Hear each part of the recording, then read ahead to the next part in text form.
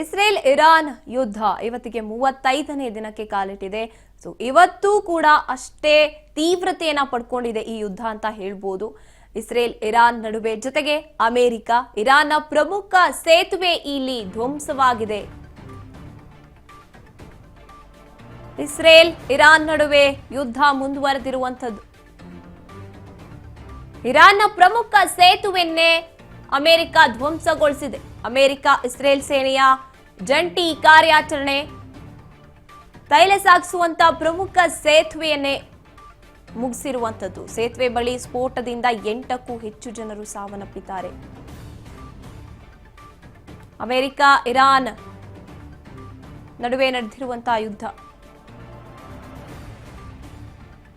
ಇರಾನ್ನ ಅಲ್ ಹರ್ಬೋಜ್ ಪ್ರದೇಶದ ಸೇತುವೆ ಧ್ವಂಸವಾಗಿದೆ.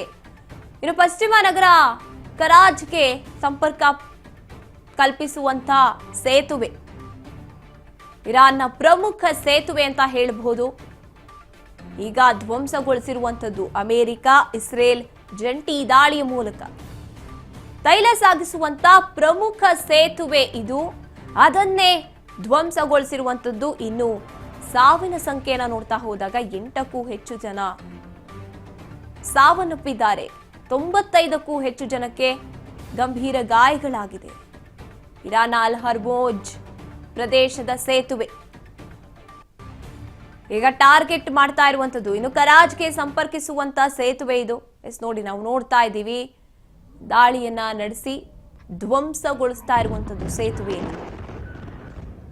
ಯಾವ ರೀತಿ ಹಾರ್ಮೋಜ್ ಮೂಲಕ ಹಡಗುಗಳು ಪಾಸ್ ಆಗುತ್ತೋ ಬೇರೆ ಬೇರೆ ರಾಷ್ಟ್ರಗಳಿಗೆ, ಅದೇ ರೀತಿಯಾಗಿ ಈ ಸೇತುವೆ ಮೂಲಕ ಕೆಲವೊಂದಷ್ಟು ಇಂಪೋರ್ಟ್ ಎಕ್ಸ್ಪೋರ್ಟ್ಸ್ ಗಳಿಗೆ ಸಹಾಯ ಆಗ್ತಾ ಇತ್ತು. ತೈಲವನ್ನ ಇಂಪೋರ್ಟ್ ಎಕ್ಸ್ಪೋರ್ಟ್ ಮಾಡುವಂತಹ ಸಂದರ್ಭದಲ್ಲಿ ಉಪಯೋಗ ಆಗ್ತಾ ಇತ್ತು. ಆದ್ರೆ ಅದನ್ನೇ ಟಾರ್ಗೆಟ್ ಮಾಡಿ ಈಗ ಧ್ವಂಸಗೊಳಿಸಿರುವಂತದ್ದು ಅಮೆರಿಕ ಇಸ್ರೇಲ್. ಇರಾನ್ನ ಪ್ರಮುಖ ಸೇತುವೆಗಳಲ್ಲಿ ಅತಿ ಮುಖ್ಯವಾದಂಥದ್ದು. ನೋಡಿ, ನಾವು ನೋಡ್ತಾ ಇದ್ದೀವಿ, ಅರ್ಧಕ್ಕೆ ಕಟ್ಟಾಗಿದೆ ದಾಳಿಯಿಂದಾಗಿ. ಅಮೆರಿಕ ಇರಾನ್ ದಾಳಿಗೆ ಈಗ 95ಕ್ಕೂ ಹೆಚ್ಚು ಜನಕ್ಕೆ ಗಂಭೀರ ಗಾಯ ಆಗಿದೆ. ಈ ಸೇತುವೆ ಬಳಿ ಇದ್ದಂಥವ್ರನ್ನ ನೋಡ್ತಾ ಹೋದಾಗ 8 ಜನ ಸಾವನ್ನಪ್ಪಿದ್ದಾರೆ. ಪಶ್ಚಿಮ ನಗರವಾಗಿರುವಂತಹ ಕರಾಜ್ಗೆ ಇರಾನ್ನಿಂದ ಸಂಪರ್ಕವನ್ನ ಕಲ್ಪಿಸ್ಕೊಡ್ತಾ ಇದ್ರು. ಅಲ್ಲಿಗೆ ಹೋಗಿ ಬರ್ತಾ ಇದ್ರು ಏನಾದ್ರೂ ಇಂಪೋರ್ಟ್ ಎಕ್ಸ್ಪೋರ್ಟ್ ಮಾಡ್ಕೊಳ್ಳುವಂತಹ ಸಂದರ್ಭದಲ್ಲಿ. ಈಗ ಅಲ್ಲಿದ್ದಂತಹ 95ಕ್ಕೂ ಹೆಚ್ಚು ಜನ ಏನಿದ್ದಾರೆ ಗಂಭೀರವಾಗಿ ಗಾಯಗೊಂಡಿದ್ದಾರೆ.